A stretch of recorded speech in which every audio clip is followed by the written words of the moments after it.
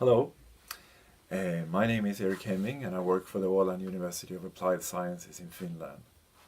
In this picture of a labyrinth or a maze, you can think that if it represents society, society is a complicated thing.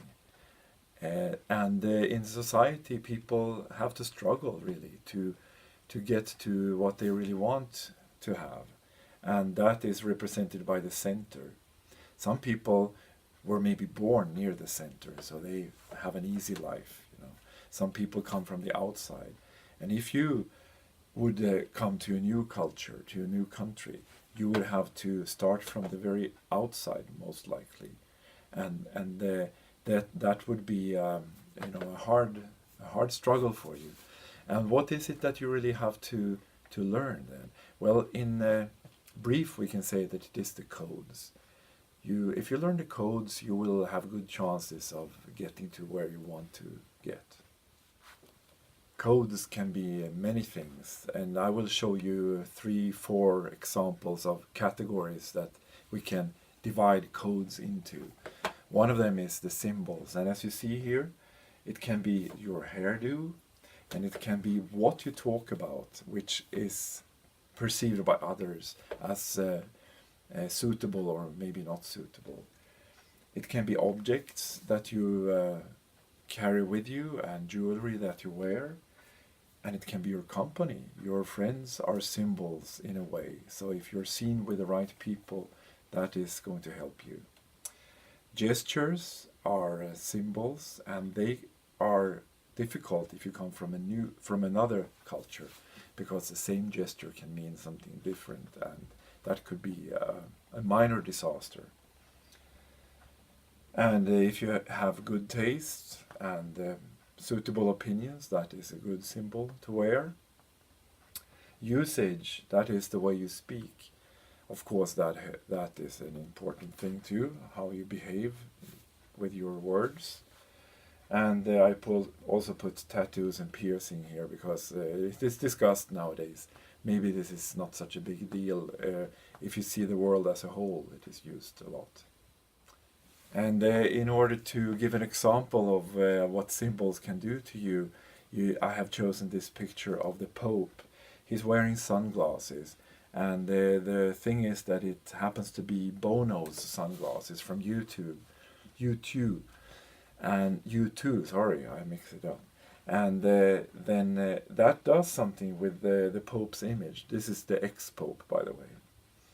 And I think also it does something to Bono's glasses, because next time he wears them, maybe a bit of the Pope is going to come with them, so that it alters maybe his appearance a little bit. And here is the famous onion diagram drawn up by Geert Hofstede, a Dutch researcher. And one of the points with this one is that he wants to show that symbols is one of the outer layers, and it is possible for us to shed old symbols and put on new symbols. It is not extremely difficult, although it will take time to get it right. Inside you have 2, 3 more layers, and heroes is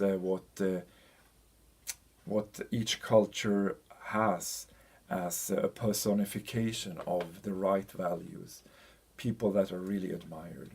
And the opposites also, the people that are really considered bad, we have them in all cultures. And myths are told about these people. Maybe they are a bit demonized or treated as saints, although they are not really that good. But the cultures produce this kind of people. And inside of that are the rituals. That are things that we do. We don't really do them for a practical purpose, but we do them for a social purpose, so that we improve our relations with other people through the rituals that we carry out.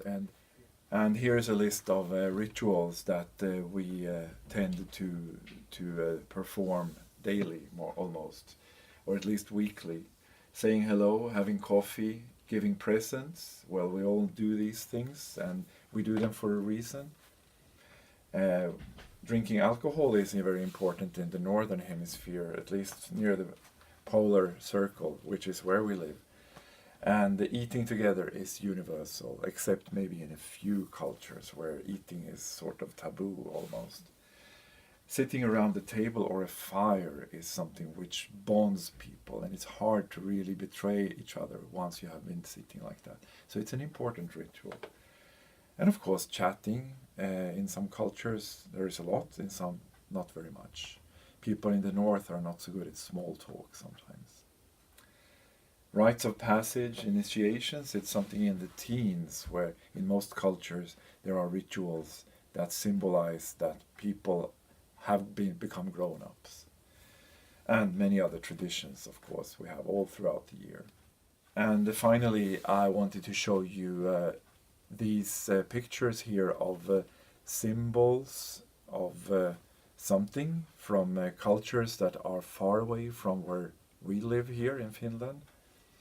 The crocodile back adornment of the skin that you see to the left here is also a ritual, a very painful one.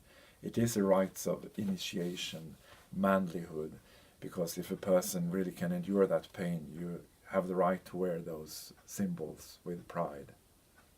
And of course the veil is something which has been misunderstood enormously, especially now in Europe with the immigration that we have.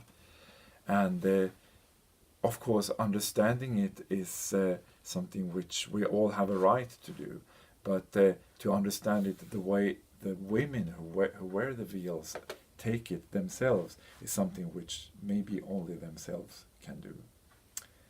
Thank you for listening to this one. I'd like to share some more thoughts about these things with you in the next video.